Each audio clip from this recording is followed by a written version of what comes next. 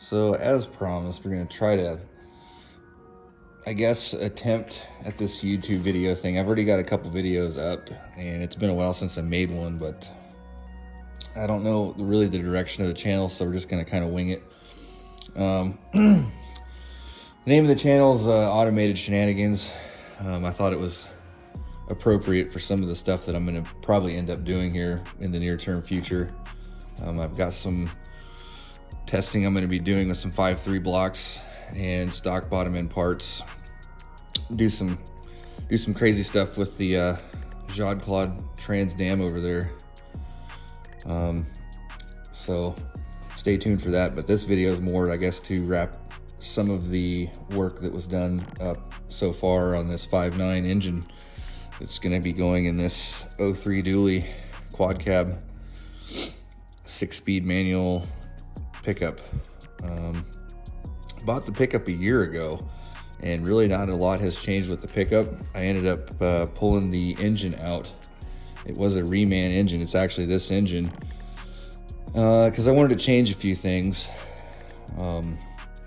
because it was just a factory OEM replacement reman. You know, your standard 03, 04 5.9 common rail.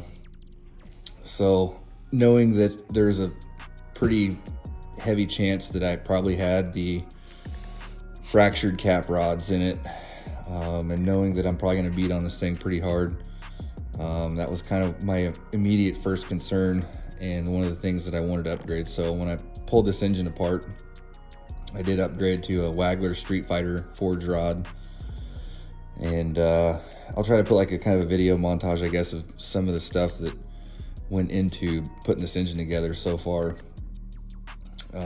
But that was the main concern, was those fractured cap rods. I know some guys are having luck with them up to 8, 9, maybe even 1,000 horsepower for a while, but they are a weak link.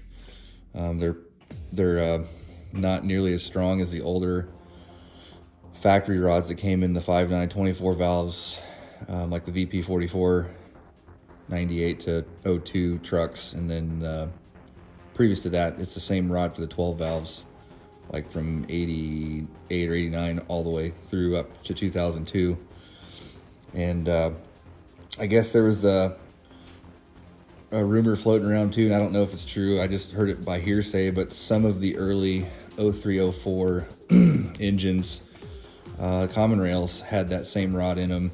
Because I guess apparently they were trying to use up whatever the inventory was of the older 12 valve rods on the first couple years of the common rail engines. So you may or may not have the 12 valve rod, but without pulling the pan and looking, you're never going to know.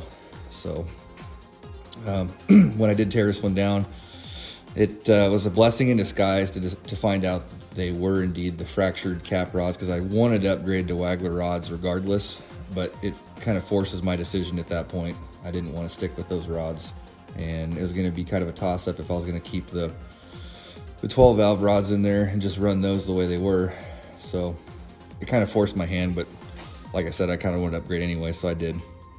The only other thing I did really inside of the engine, besides putting everything back together exactly the same as how the remanufacturer of this engine put it together internally, as I put 12mm ARP main studs and the ARP corresponding bolts for the factory stud girdle.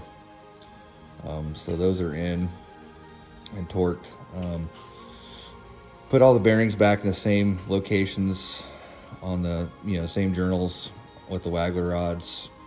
Torqued the L19 half-inch rod bolts, I think, to 135 foot-pounds. I think the mains are at 125, I believe. I can't remember. It's been a few months since I torqued everything, but the pan's back on, and that's pretty much it for changes inside, other than I ended up putting a 178 Hamilton, or 178 208 Hamilton cam in, and I welded up the gear. I TIG welded it. You can see where there's a little bit of surface rust. I put oil on it to kind of stop that, but the engine's been sitting in here. It's freaking cold up here in North Dakota. Need to get this shop insulated and heated, because wintertime, anything in here that's metal, you get heat cycling and you'll get rust really quick. So hopefully that oil stops some of that and don't have any more. But that's got the 178 2.8 Hamilton cam. I put the Hamilton, their tappets in it. I've got Hamilton push rods. They're the 7/16 extreme duty push rods. So inside the engine, that's really the only things that have changed.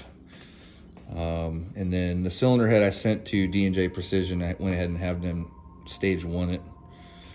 So the cylinder head now is a stage 1 D&J head. You can't really see it, but in those ports, if you look back, there is some port work in there. I don't know if it'll probably have to get the light better, but I don't have my flashlight on me, but trust me, they are. I look back in there is port work in them. So they are ported. It doesn't make a huge difference, but I've heard it kind of spools turbos a little faster. You might pick up 20 horsepower over a factory head, something like that. It's got the oversized exhaust valve seats in it, and I was more concerned with that than anything else. Everybody tells me when you start making a decent amount of power with these, a lot of boost and heat in the cylinder, there's a chance on the 24 valve heads to drop an exhaust valve seat. I've never done it, but of course I've never really turned up a 5.9 common rail, so I really don't know. This will be kind of the first one common rail that we're going to try to push over 600 initially, and then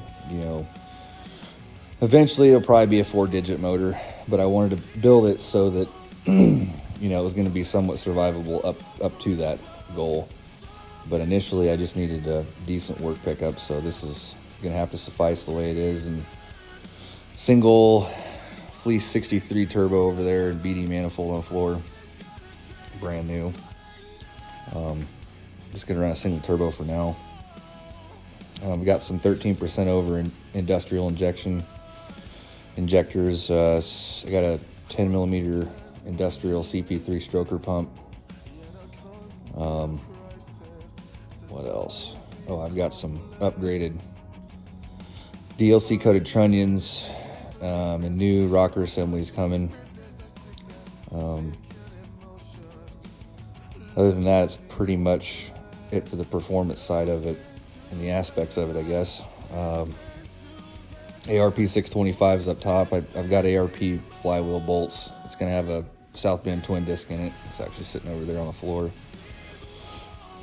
And I've got a bunch of dress-up parts that are still on the way. Like a billet valve cover, billet front cover, billet intake cover. So I'm kind of waiting on those things to show up too, so I can start putting this thing together. But the long block's been sitting in the garage for probably, 2-3 months without me touching it. I just kept it wrapped up and everything kind of oiled so it doesn't accumulate rust. But we've had some like minus 40, 47 degrees with the wind chill days, and this garage has no insulation and no heat, so hopefully nothing's wrecked from the cold. So anyway, that's pretty much the engine. Still waiting on a few things to show up so I can start putting some more parts together. I am going to pull out that oil pump that's on there.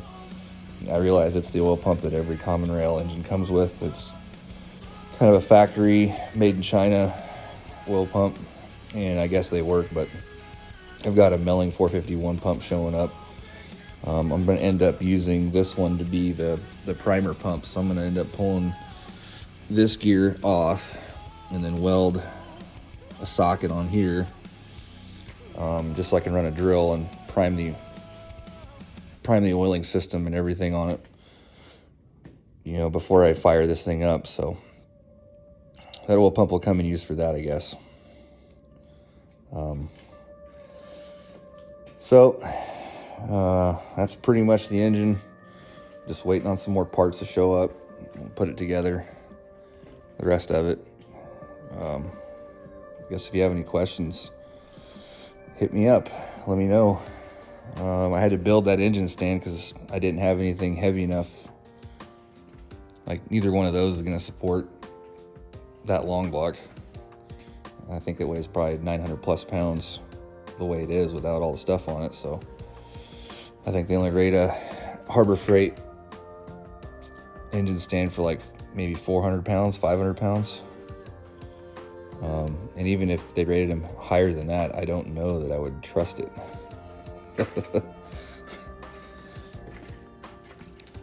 This one says Central Machinery. It says 1,000 pounds, but I guess they're both thousands. But still, I wouldn't trust it. Like, I barely trust it with like a 5.3 on it with cylinder heads.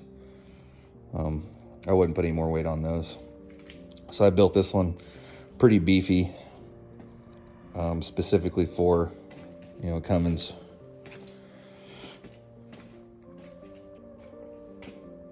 But yeah, so anyway, that's what's going on. That's still kind of waiting on parts. I did get the engine bay all cleaned up.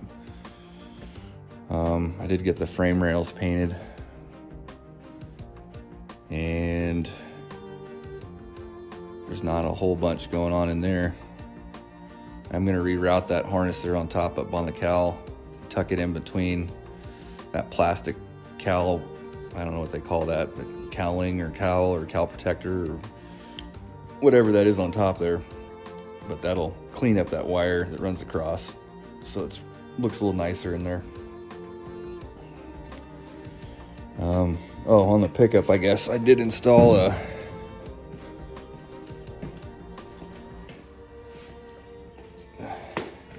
or partially install, I guess. Got a AirDog 4G. This one's a 200 gallon per hour lift pump. I debated on running just the 165 or the 200, and I just upgraded and I said, okay, well, I'll just run the 200. I ended up putting the 165 on my 01, but it's kind of more of a stock truck, so I think that's a better pump for that pickup. So this will have the 200, and you can't see it too good here, but I have a Beans diesel sump I installed. So that's what we're gonna run for a sump. I just gotta run the lines up to the pump and then wiring harness and figure all that stuff out. But yeah, that's basically the project. I've got a bed for it. It's just sitting over at the other shop. So once I get this thing up and running and get the engine broke in, get the lifters, the tappets broke in, I got good oil pressure, no leaks, and everything's good, I'll swing over there with this pickup and grab the bed and we'll throw it on, just so I have a bed. It is a dually bed, and it's for, the 03 and newer pickups, but it's white, came off a different pickup, so I may end up having to have somebody just throw some paint on it, kind of match this paint just temporarily until we get, everything lined out, and then I'll probably end up repainting this pickup because there's some spots on them that, scratches and little dings here and there, so it needs a little bit of attention anyway.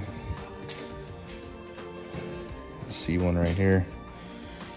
It's like not anything too crazy, but somebody already DA'd part of this door, so, or wet sanded it, I'm not sure.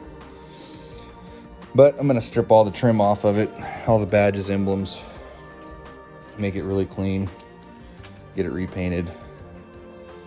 I'm gonna be putting a new steering gearbox on it from Redhead. I'm gonna upgrade to the 09 T steering.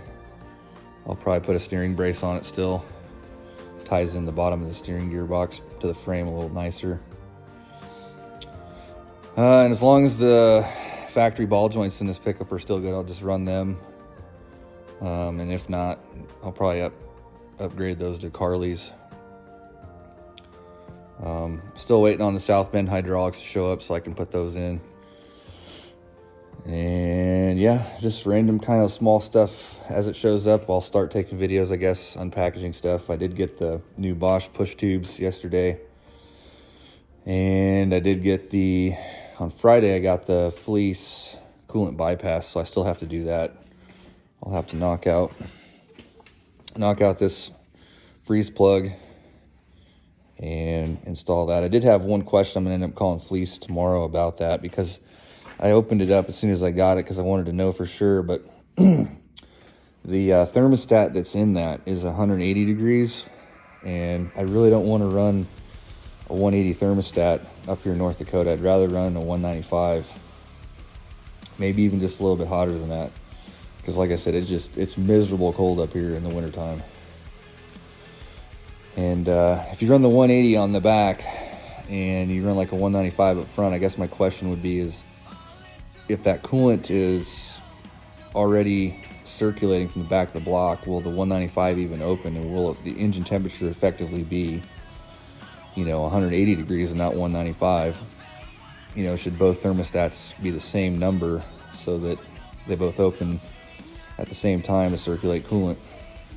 And those are questions I guess I don't know. I guess I kind of have an idea. I'm thinking the coolant's going to circulate and it's going to cool off the engine, and you're never going to reach 195 degrees operational temperature, but I don't know that for sure. So I'll call Fleece and see what they recommend, what they say, but I may end up switching that 180 degree thermostat for 195, because that's kind of more what I would want in this pickup, especially for up here. Right now it's probably 19, 20 degrees, so it's not bad. That's why I'm out here filming. Because if it was, that minus 10, minus 20 stuff, which we're not really out of the neck of the woods with that yet. I guess we're going to have some more double-digit negative days coming up here later this week for a few days. So I just figured I'd take the opportunity to walk out here on this Sunday and make a quick video. Or at least somewhat quick, I guess, and go over this kind of project. Like I said, I'll put a montage video here at the end with some of the pictures of what went on putting this thing together up to this point. And we'll leave it at that. Like I said, if you have any questions, let me know.